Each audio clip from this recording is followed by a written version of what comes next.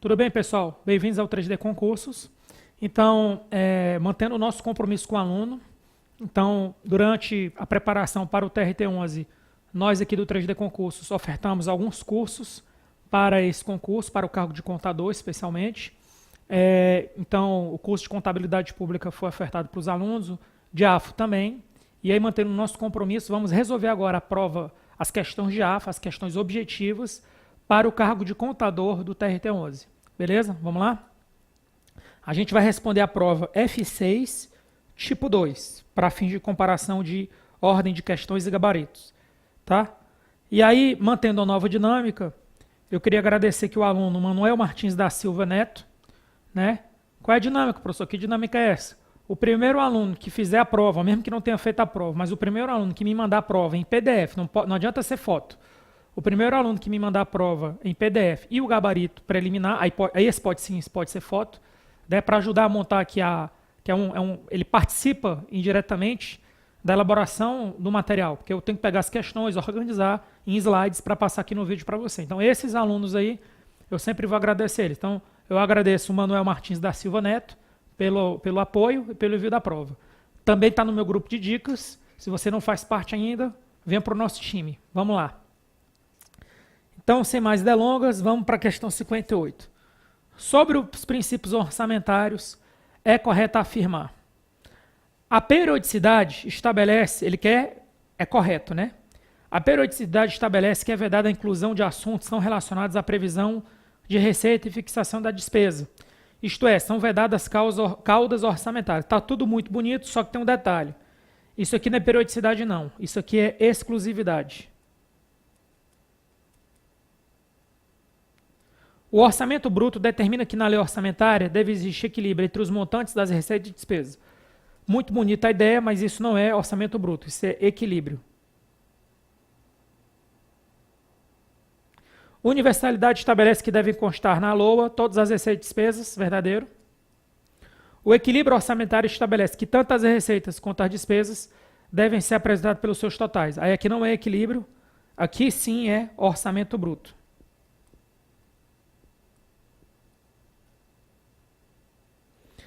A anualidade estabelece a inexistência de orçamentos paralelos dentro de uma mesma esfera de governo. Isso aqui não é anualidade, isso aqui é unidade.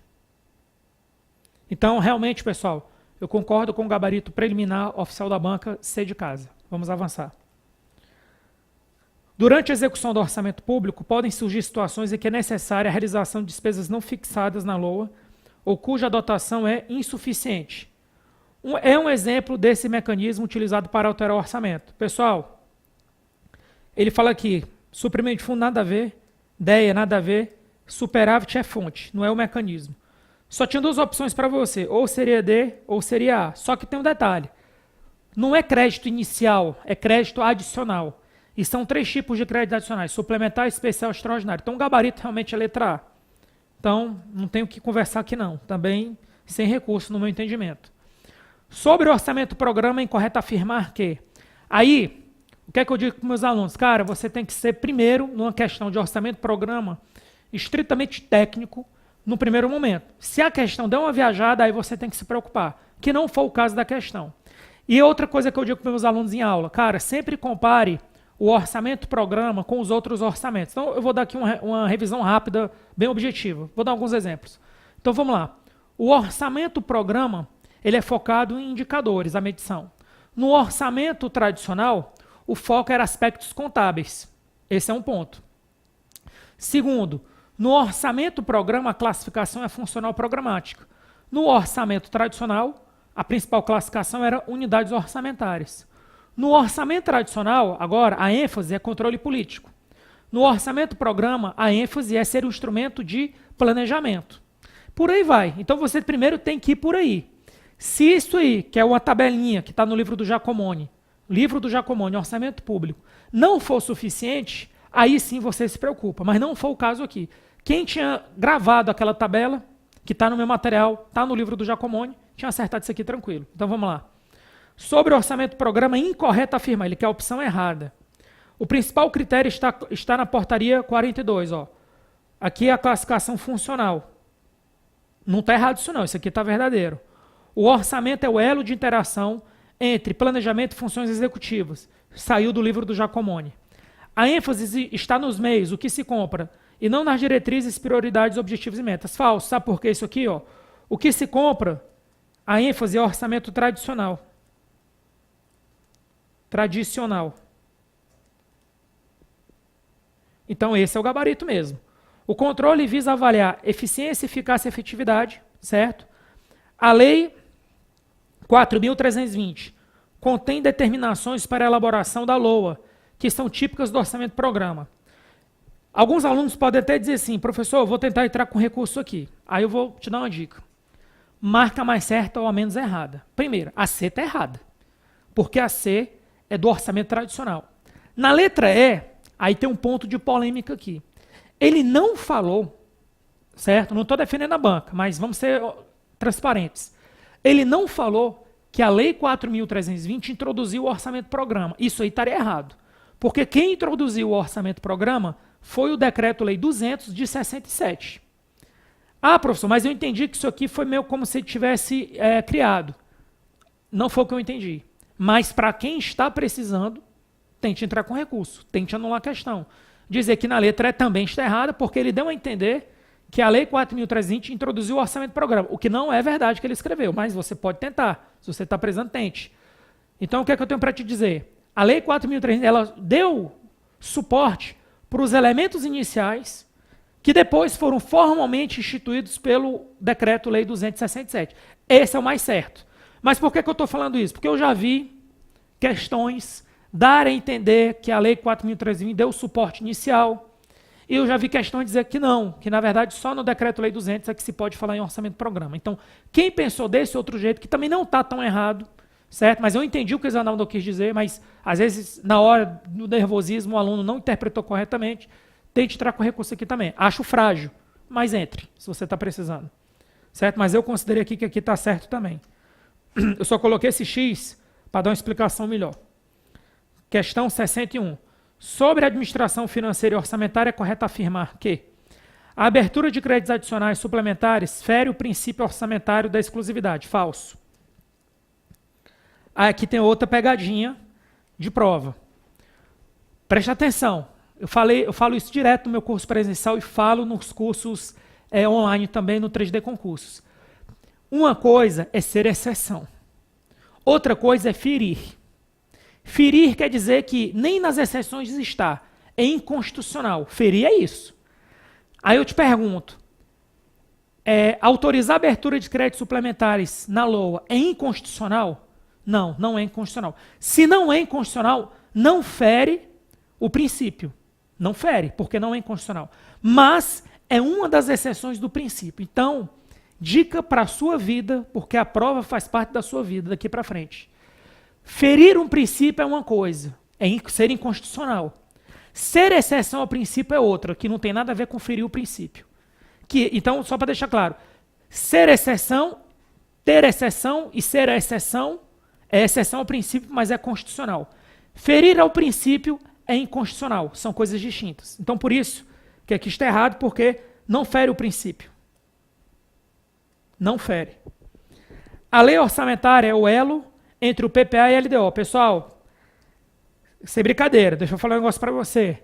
Quem nunca fez orçamento público, se assistiu os meus 3 vídeos de visão geral sobre orçamento, que é sobre PPA, LDO e LOA, sem pilha, sobre ciclo orçamentário e sobre créditos especiais, adicionais, suplementares, cara, você tinha acertado metade das questões dessa prova aqui. Essa era outra, que você tinha acertado dizendo que ela estava falsa. A LDO, segundo a LRF, deve dispor, entre outros fatores, sobre os critérios da limitação de empenho. Isso aqui está certo. Aí deixa eu te dar uma dica. Dica fácil. Eu sempre digo para meus alunos, nos cursos presenciais e nos vídeos do 3D. Está lá, está registrado. Gravar é bom por causa disso, porque está registrado. Não tem nada, disse, não disse. Não, está lá gravado. Disse e pronto. Preste atenção. Você tem que gravar pelo menos, isso assim, numa primeira onda. Tem a primeira onda do conhecimento, digamos assim. Na primeira onda do conhecimento, você não vai captar tudo, vai escapar alguma coisa. Mas na primeira onda do conhecimento, de qualquer matéria, o que é que não pode escapar? As 4 atribuições da LDO que estão na Constituição e as 4 atribuições da LDO que estão na LRF. Quais são as 4 atribuições da LDO na Constituição: estabelecer metas e prioridades para a administração pública federal, orientar a elaboração da LOA, dispor sobre alterações na legislação tributária, dispor sobre a política de aplicação das agências financeiras oficiais de fomento, UFA. Quais são as outras 4 atribuições da LDO que estão na LRF? Equilíbrio entre a receita e a despesa. Critério para limitação de empenho, que foi cobrado aí. Normas de custos e avaliação de programas financiados com recursos públicos. Deve dispor sobre isso. E quarto e último, demais condições para realizar transferências a entidades públicas ou privadas. Então, pessoal, é ser de casa, não tem conversa. A LOA deve conter os anexos de metas e riscos? Não, não é LOA, é LDO. O orçamento fiscal é composto pelas despesas com saúde, previdência e assistência? Seria o orçamento da Seguridade. Então, pessoal, aqui também não tem recurso. Questão 61, gabarito de ser de casa, sem problema. 62. Considere. Operações de crédito e receitas orçamentárias de capital são sinônimos. Pessoal, falso. Sabe por quê? Vamos pegar a categoria, a classificação da receita. Aí vamos lá. Você vai ter a categoria econômica, que é o primeiro nível. Você vai ter origem. Você vai ter origem. E você vai ter espécie. Vamos trabalhar só com os outros. Tem mais níveis para cá, mas vamos trabalhar só com os 3 primeiros. A categoria econômica é capital. A origem seria, uma das origens, operação de crédito. Só que aqui capital vai ser 2, aqui vai ser 1, e aqui tem 1, 2, 3, 4 e 5. Quem são esses 2, 3, 4 e 5 que vem na sequência? 2, alienação de bens. 3, amortização de empréstimo. 4, transferências de capital. 5, outras receitas de capital. Sabe o que o cara está falando? Que a categoria econômica capital é sinônimo de operação de crédito. Falso. Por que é falso? Porque receita de capital é o global e dentro da receita de capital, uma das receitas é a operação de crédito. Então não é sinônimo. Então de cara, você já matou a letra A, você já matou a letra B. Então você já sabe de cara, olha aqui, você já sabe que a 3 está certa. Para bater aqui, para fechar o pote, você só tem que olhar a 2 e a 4 agora, óbvio. Então, a 1 já foi, a 3 está certa. Nem preciso olhar a 3. Vamos lá. O parcelamento de débitos pré-existentes, certo? O parcelamento de débitos pré-existentes junto a instituições não financeiras, mesmo que não aumente a dívida consolidada líquida, e a aquisição financiada de bens, são exemplos de operação de crédito. Vamos dar um pulo nesse aqui e vamos olhar a última. A contratação de operação de crédito entre um ente da federação e uma instituição financeira estatal por ele controlada é permitida. Falso, é vedado. É vedado em qualquer caso. Então, a 4 está errada. Inclusive, esse foi um dos argumentos no processo de impeachment, que houve uma operação de crédito do governo federal à época com o Banco do Brasil e a Caixa Econômica Federal. Não estou entrando no mérito, só estou dizendo fatos que ocorreram. Tá? Então a 4 está errada. Olha, se a 4 está errada, essa aqui está errada, essa aqui está errada. Por eliminação, pessoal, fica a 3. Então a 2 também estava errada, para todos os efeitos. Certo? Então seriam instituições financeiras aqui. Tá? Então, gabarito D de dado, sem problema nenhum. Questão 63. Relatório de gestão fiscal. O que a gente sabe sobre relatório de gestão fiscal antes de fazer a análise aqui? Relatório de gestão fiscal é um dos instrumentos de transparência. Ele foi criado pela LRF, ele é quadrimestral, ele é emitido pelo chefe de cada poder, certo? E órgão autônomo. O relatório de gestão fiscal do último quadrimestre deve falar sobre o quê? De todos os poderes. Sobre a despesa com o pessoal, sobre disponibilidade financeira e sobre restos a pagar inscritos e cancelados. E o relatório de gestão fiscal do executivo em todos os quadrimestres deve falar sobre despesa com o pessoal, deve falar sobre operação de crédito, deve falar mais sobre o quê, pessoal? Sobre dívida consolidada e sobre garantias, limites de garantias e contra-garantias. Feita essa palhinha, vamos olhar a resposta aqui. Será acompanhado de demonstrativo de variação patrimonial, evidenciando a alienação de ativos e aplicação de recursos? Pessoal, isso aqui está no relatório resumido de execução orçamentária, o REL. Deverá ser emitido ao final de cada semestre e assinado pelo presidente do tribunal, se referente ao Poder Judiciário, não é semestre, é 4 meses. Errado também. Conterá indicação das medidas corretivas adotadas ou adotar se ultrapassado o limite de despesa total com o pessoal? Vamos ficar com essa aqui por enquanto. Será publicado em até 90 dias após o encerramento do período? Não é 90 dias, é até 30 dias. Ou seja, terminou um quadrimestre, o chefe do poder órgão autônomo tem até 30 dias para publicar o relatório de gestão fiscal. Será composto pelo balanço orçamentário demonstrativo de execução da receita e da despesa orçamentária extra. Primeiro que extra nem tem. Agora isso aqui, tirando isso aqui, ainda continua errado, por quê? Porque isso aqui faz parte do REL, Relatório Resumido de Execução Orçamentária. Então aqui também está errado. Então o gabarito realmente é C de casa. Questão 64. Em junho de 2016, após a verificação da existência de superávit financeiro no exercício, o qual não havia créditos adicionais à operação de crédito a ele vinculado, o chefe do Poder Executivo de determinado Estado resolveu adquirir uma frota de veículos para ser utilizada em programas de segurança pública. Entretanto, em junho de 2016, o saldo disponível para a despesa de equipamentos e material permanente não era suficiente. Aqui é o pulo do gato. Não era suficiente, quer dizer assim, tinha, mas não dava para comprar tudo. Dessa forma, para a realização da despesa, foi necessária a abertura de que tipo de crédito adicional? De cara, você já mata o especial. De cara, deixa eu fazer outra pergunta para você. Ele falou em alguma parte da questão que tinha uma situação emergencial, de calamidade, tipo uma greve, uma fuga de um presídio, alguma coisa assim? Não. Então não pode ser extraordinário. Então você ficaria entre a letra D e a letra E. O que é que ele fala? Para a realização da despesa, foi necessária a abertura de crédito adicional, o que provocou lançamentos contábeis de natureza orçamentária e patrimonial, e aqui embaixo, suplementar, o que provocou um lançamento contábil de natureza orçamentária. Vamos lá. Essa questão aqui, no meu entendimento, ela cabe recurso. Vou explicar por quê. Tem duas coisas aqui. Para a realização da despesa, foi necessária a abertura de crédito adicional. Para mim, pessoal, o gabarito seria letra E. E o gabarito que me passaram aqui no oficial foi letra D. Certo? Então, o que é que eu tenho para te dizer? Primeiro que essa questão não deveria estar aqui. Mas essa questão não vai ser anulada, porque no seu edital, já que você está fazendo para o cargo de contador, tinha plano de contas e tinha lançamentos contábeis. E aí o que é que acontece? Quando se abre, só abertura, quando se abre um crédito adicional, é o mesmo lançamento, próximo, é muito parecido quando se aprova a LOA.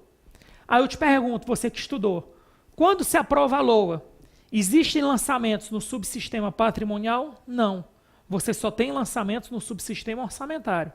Então, pessoal, essa questão aqui, o gabarito deveria ser alterado de D para E. Por quê?